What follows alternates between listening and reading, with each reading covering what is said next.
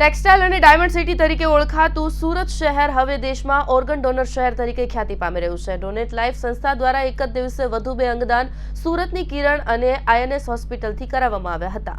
49 વર્ષ નવીનભાઈ ચતુરભાઈ લીંબાચુ અને 66 વર્ષ નારાયણભાઈ રણછોડભાઈ આહિર બ્રેઇન ડેડ થતાં તેમના પરિવારે નવીનભાઈ ચતુરભાઈ લીંબાચુયાની 2 કિડની, લીવર અને ચક્ષુઓ અને નારાયણભાઈ રણછોડભાઈ આહિરની 2 કિડની અને લીવરનું દાન કરીને 8 વ્યક્તિઓને નવજીવન બક્ષી માનવતાની મહેક ફેલાવી સમાજને નવી દિશા બતાવી છે।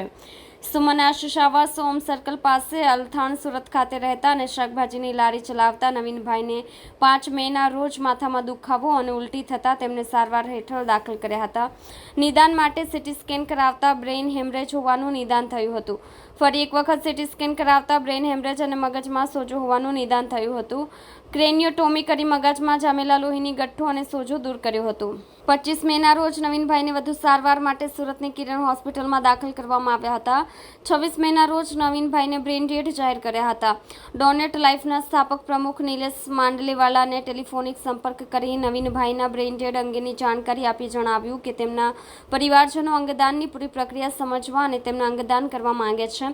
ડોનેટ લાઈફની ટીમે હોસ્પિટલ પહોંચીને નવીનભાઈની પત્ની ઇન્દુબેન, પુત્ર વિપુલ અને પરેશભાઈ, શૈલેષભાઈ અને ગોવિંદભાઈ, ભત્રીજી મનીષાબેનને અંગદાનનું મહત્વ અને સમગ્ર પ્રક્રિયા સમજાવી હતી। નવસારીના રહેવાસી નારાયણભાઈ રણછોડભાઈ આહિર 22 મેના રોજ સાંજે પોતાના ખેતરે જઈ રહ્યા હતા ત્યારે અડધા ગામના જૂના રસ્તા પાસે અજાણ્યા બાઇક ચાલકે નારાયણભાઈને ટક્કર મારતા તેઓ નીચે પડી ગયા હતા। માથાના ભાગે ગંભીર ઇજાઓ થવાથી બેભાન થઈ ગયા હતા। પરિવારજનોએ તેમને તાત્કાલિક નવસારીમાં આવેલી હોસ્પિટલમાં દાખલ કર્યા હતા। ત્યાં નિદાન માટે સીટી સ્કેન કરાવતા બ્રેઇન હેમરેજ હોવાનું નિદાન થતાં વધુ સારવાર માટે તેઓને સુરતની હોસ્પિટલમાં સારવાર હેઠળ દાખલ કર્યા હતા। નિદાન માટે ફરીથી સીટી સ્કેન કરાવતા બ્રેઇન હેમરેજ અને મગજમાં લોહીની ગઠ્ઠો જામી ગયો હોવાનું નિદાન થયું હતું। 22 મેના રોજ ક્રેનિયોટોમી કરી મગજમાં જામેલી લોહીનો ગઠ્ઠો દૂર કર્યો હતો। 25 મેના રોજ નારાયણભાઈને બ્રેઇન ડેડ જાહેર કર્યા હતા અને ડોનેટ લાઈફના સ્થાપક નિલેશભાઈ માંડલેવાલાનો ટેલિફોનિક સંપર્ક કરીને નારાયણભાઈના બ્રેઇન ડેડ અંગેની તેમના પરિવારજનોને નારાયણભાઈને અંગદાન કરવાની ઈચ્છા છે તેમ જણાવ્યું હતું। ડોનેટ લાઈફની ટીમે હોસ્પિટલ પહોંચીને નારાયણભાઈના પુત્ર રાકેશભાઈ અને રીતેશભાઈ તેમજ પરિવારના અન્ય સભ્યોને અંગદાનનું મહત્વ સમજાવી તેની સમગ્ર પ્રક્રિયા હાથ ધરી હતી। બંને પરિવારજનો તરફથી અંગદાનની સંમતિ મળતા એસઓટીટીઓનો સંપર્ક કરવામાં આવ્યો હતો। સોટો દ્વારા 2 કિડની અને લીવર સુરતની કિરણ હોસ્પિટલને, બીજી 2 કિડની અને લીવર અમદાવાદની આઈકેડીઆરસી હોસ્પિટલને ફાળવવામાં આવી હતી। 2 કિડની અને 1 લીવરનું દાન સુરતની કિરણ હોસ્પિટલ, બીજી 2 કિડની અને બીજા 1 લીવરનું દાન અમદાવાદની આઈકેડીઆરસી સ્વીકાર્યું હતું। ચક્ષુઓનું દાન લોકદ્રષ્ટિ ચક્ષુ બેંકે સ્વીકાર્યું હતું। દાનમાં મેળવવામાં આવેલી 4 કિડની અને 2 લીવરમાંથી 2 કિડનીનું ટ્રાન્સપ્લાન્ટ અમદાવાદની રહેવાસી યુવતીમાં અને બીજી કિડનીનું ટ્રાન્સપ્લાન્ટ ભરૂચના રહેવાસી 17 વર્ષીય યુવકમાં ટ્રાન્સપ્લાન્ટ કરવામાં આવ્યું હતું અને મુંબઈના રહેવાસી 63 વર્ષીય વ્યક્તિમાં સુરતની કિરણ હોસ્પિટલમાં કરવામાં આવ્યું હતું। જ્યારે બીજી 2 કિડની અને લીવરનું ટ્રાન્સપ્લાન્ટ 3 જરૂરિયાતમંદ દર્દીઓમાં અમદાવાદની આઈકેડીઆરસીમાં કરવામાં આવ્યું હતું। બંને ચક્ષુઓનું ટ્રાન્સપ્લાન્ટ 2 જરૂરિયાતમંદ દર્દીઓમાં સુરતની કિરણ હોસ્પિટલમાં કરવામાં આવશે। લીવર અને કિડની સમયસર અમદાવાદ આઈકેડીઆરસી પહોંચાડવા માટે સુરત શહેર પોલીસના સહકારથી ગ્રીન કોરિડોર બનાવવામાં આવ્યું હતું। ઉલ્લેખનીય છે કે હૃદય, ફેફસા, નાનું આંતરડું, હાથ, લીવર, કિડની જેવા મહત્વના અંગો દેશના જુદા જુદા શહેરોમાં સમયસર પહોંચાડવા માટે સુરત શહેર પોલીસ દ્વારા અત્યાર સુધીમાં 118 ગ્રીન કોરિડોર બનાવવામાં આવ્યા છે। Vipul Talaviya, Jeevandeep organ donation foundation trust, Surat.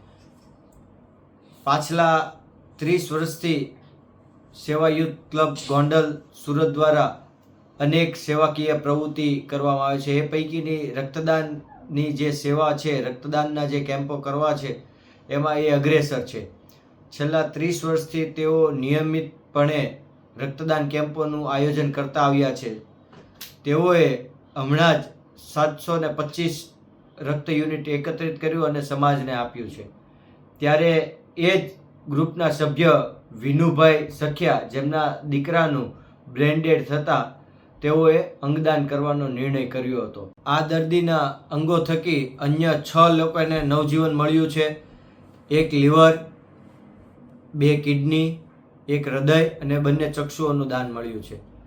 હૃદય યુએન મહેતા અમદાવાદ ખાતે મોકલવામાં આવ્યું છે। ઝાયડસ હોસ્પિટલ ખાતે લીવર અને કિડનીઓનું દાન સ્વીકારવામાં આવ્યું હતું।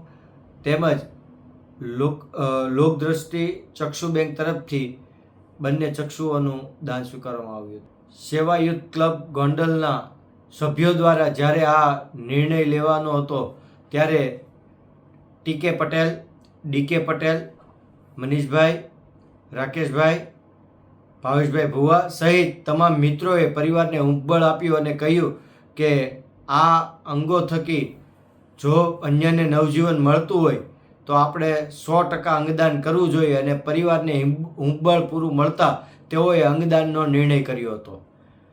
આ સેવાયુત ક્લબ ફાઉન્ડેશન જે છે તે છેલ્લા 30 વર્ષોથી રક્તદાન કેમ્પ યોજી રહ્યું છે. તાજેતરમાં જ હમણાં તેઓએ 30મો રક્તદાન કેમ્પ યોજ્યો હતો. તેમાં તેઓએ 725 યુનિટ એકત્રિત કરી અને સમાજને આપ્યું હતું.